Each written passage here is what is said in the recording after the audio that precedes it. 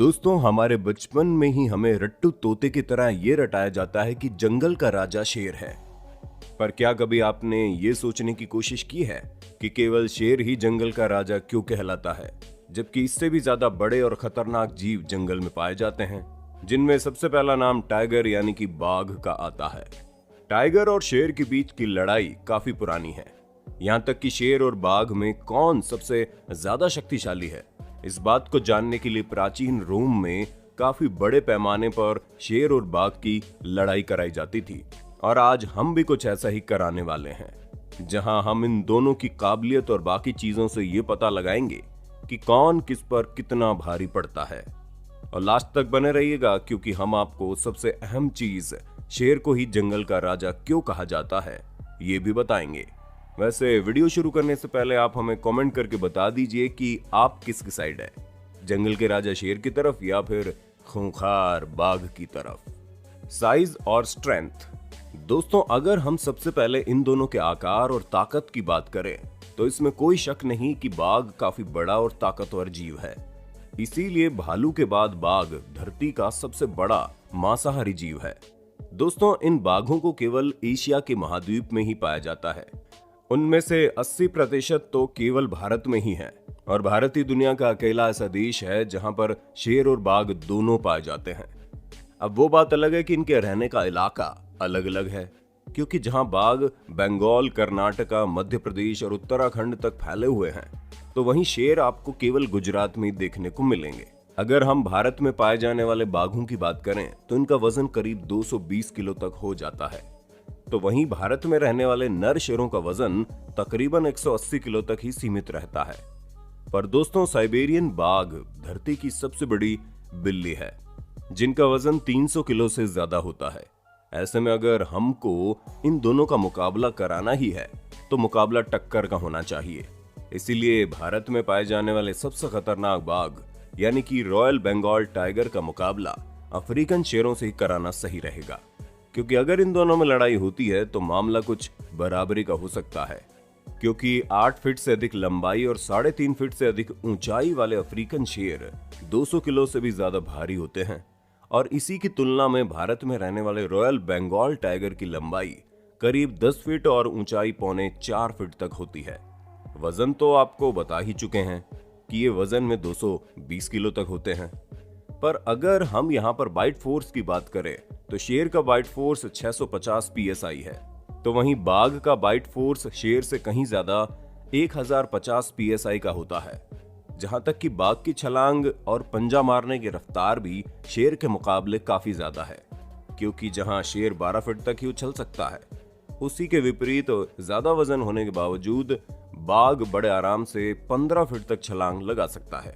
अब इतना कुछ जानने के बाद आप समझ गए होंगे कि बात अगर ताकत और आकार की हो तो रॉयल बंगाल टाइगर अफ्रीकन शेर को दांतों तले चने चबवा देगा। अटैक और स्ट्रेटजी।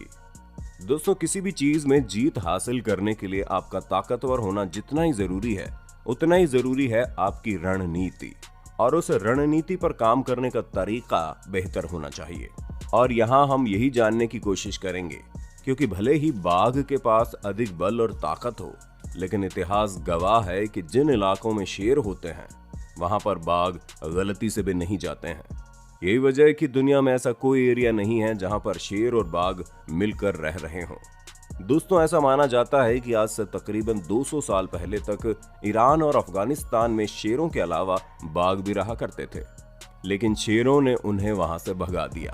अब वो बात अलग है कि ईरान में इंसानों ने शेरों को गायब कर दिया, लेकिन अफगानिस्तान में अभी भी गिने चुने शेर मौजूद हैं। और दोस्तों, शेरों का हर जगह पर कब्जा करने का यही कारण होता है कि शेर जहां कहीं भी जाते हैं वहां 10 से 40 के झुंड में जाते हैं, और बाघ हमेशा अकेला ही होता है, क्योंकि बाघों में नर और मादा सिर्फ कुछ दिनों तक ही साथ रहते हैं, और जैसे उनकी फैमिली प्लानिंग खत्म हो जाती है वो दोनों अलग अलग हो जाते हैं। परंतु शेरों का ऐसा कुछ नहीं है, ये लोग हमेशा परिवार में ही रहते हैं। जहां नर शेर आलसी किस्म का होता है, जो आराम से बैठकर बच्चों की देखभाल करता है, तो वहीं शेरनी शिकार करके अपने परिवार के लिए भोजन इकट्ठा करती है।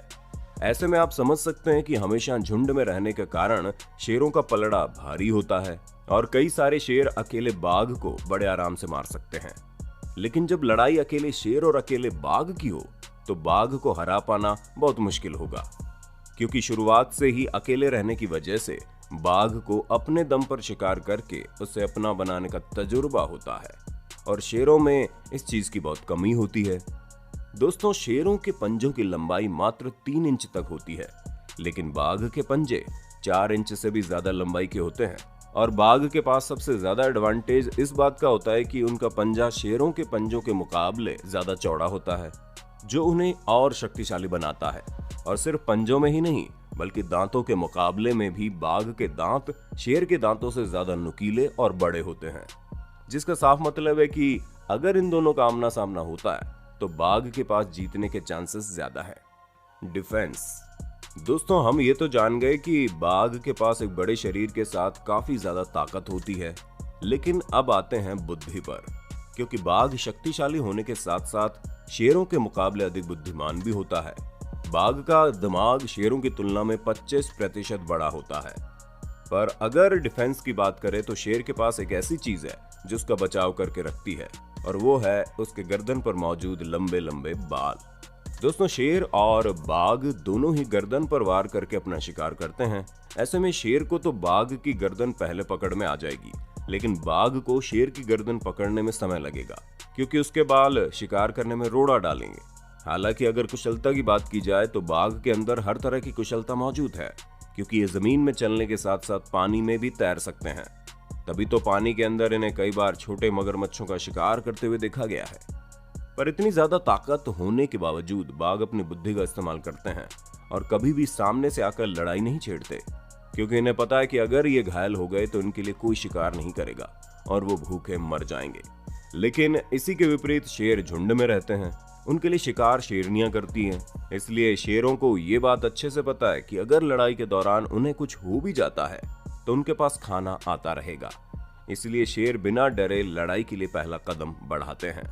अब इससे हमें यही पता चलता है कि शेर का आक्रोश और निडर होकर अपने प्रतिद्वंदी को हराने की जिद के साथ इनकी गर्दन पर मौजूद लंबे लंबे बाल इन्हें बाघ के मुकाबले अधिक कुशल, हिंसक और बेहतरीन रक्षा प्रणाली वाला बनाते हैं। अब अगर हम साफ सुथरे तौर पर कहें तो आपको शेर और बाघ के बीच की लड़ाई का नतीजा जानना है, तो ये चीज इस बात पर निर्भर करती है कि आप किस तरह के शेर और बाघ का चुनाव कर रहे हैं। क्योंकि अगर आप किसी 50 किलो के इंसान को 100 किलो के इंसान के साथ भिड़ा देंगे तो जाहिर सी बात है कि 100 किलो वाला इंसान 50 किलो वाले इंसान को पटक देगा। और यहाँ भी कुछ ऐसा ही है, क्योंकि अगर लड़ाई के दौरान आपके द्वारा चुना गया बाघ तगड़ा है तो बाघ जीतेगा, शेर तगड़ा है तो शेर जीतेगा, क्योंकि दोनों के पास शिकार करने और शिकार होने से बचने के अपने अपने अलग अलग तरीके हैं। दोनों के जीवन जीने का तरीका भी अलग अलग है। लेकिन अगर आप हमसे पूछे तो बाघ और शेर की लड़ाई होती है, तो जिस हिसाब से बाघ के पास अधिक ताकत, बुद्धि और बल है, उसे देखते हुए ये कहना बिल्कुल भी गलत नहीं है कि उनमें से अधिकतर लड़ाइयां बाघ ही जीतेगा। पर अगर कहीं गलती से बाघ की गर्दन शेर के चंगुल में आ गई तो शेर भी बाघ को पटकनी देने में बिल्कुल नहीं चूकेगा, क्योंकि ऐसा माना जाता है कि जितनी बार भी शेर और बाघ को आपस में लड़ाया गया है उसमें से अधिकतर में बाघ ही जीते हैं। ऐसे में सवाल यह आता है कि जब बाघ के पास शेर को हराने की ताकत है तो शेर को जंगल का राजा क्यों कहा जाता है? तो दोस्तों, शेर को राजा कहे जाने के कुछ अपने कारण हैं, जिसमें सबसे पहले उनकी गगनभेदी दहाड़ है। एक शांत वातावरण में शेर की दहाड़ को 10 किलोमीटर की दूरी तक सुना जा सकता है, तो वहीं बाघ की दहाड़ 3 से 4 किलोमीटर तक दूर सुनाई देती है। और शेरों की सबसे इंटरेस्टिंग चीज तो यह है कि वो बाघ की तरह सिर्फ गुस्से में ही नहीं, बल्कि जंगल में अपनी उपस्थिति जाहिर करने के लिए भी दहाड़ते हैं। और शेरों की गर्दन पर मौजूद जो बाल होते हैं उन्हें आयल कहा जाता है। इन्हीं आयल की वजह से शेरों का रूप बिल्कुल निखर कर आता है। ऐसे लगता है कोई राजा अपना मुकुट पहने हुए बैठा है। कई शेर तो ऐसे हैं जिनके बाल गर्दन से लेकर पेट तक फैले होते हैं। और दोस्तों, शेर को राजा इनके रुतबे के लिए कहा जाता है, क्योंकि 90% से अधिक बार शिकार शेरनियां करती है, लेकिन उन्हें खाने का पहला हक शेरों का ही होता है। तो वहीं बाघ को किसी भी नॉर्मल जानवर की तरह अपना शिकार खुद ही करना पड़ता है, और उसकी लाइफ में कोई रॉयल्टी नहीं होती है, जो कि अच्छी बात भी है। लेकिन एक राजा की पहचान उसके रुतबे से ही होती है। और शेर की सबसे अहम चीज उसे राजा बनाती है, वो है उसके जीवन का संघर्ष। क्योंकि जहां एक बाघ अकेले शिकार करके खुश रहता है, तो वहीं शेर को अपने साथ साथ अपने पूरे झुंड को अपनी तरफ करके रखना पड़ता है। यहां तक कि दूसरे झुंड के राजा तक से लड़ाई करनी पड़ती है ताकि अपने झुंड को बड़ा कर सके। और ये सभी चीजें ठीक उसी तरह हैं जिस तरह राजा महाराजा अपना साम्राज्य बनाने के लिए दूसरे राज्यों से लड़ाई करते थे। अब तो आप समझ गए होंगे ना कि बाघ के ताकतवर होने के बावजूद जंगल का राजा शेर ही क्यों कहलाया। बाकी दोस्तों, आपका इस वीडियो के बारे में क्या कहना है हमें कमेंट करके भी जरूर बताइए। इसी तरह के इंटरेस्टिंग वीडियोस को लगातार देखते रहने के लिए अपने होस्ट दोस्त सैम के इस चैनल को लाइक, शेयर और सब्सक्राइब तो कर देना। धन्यवाद।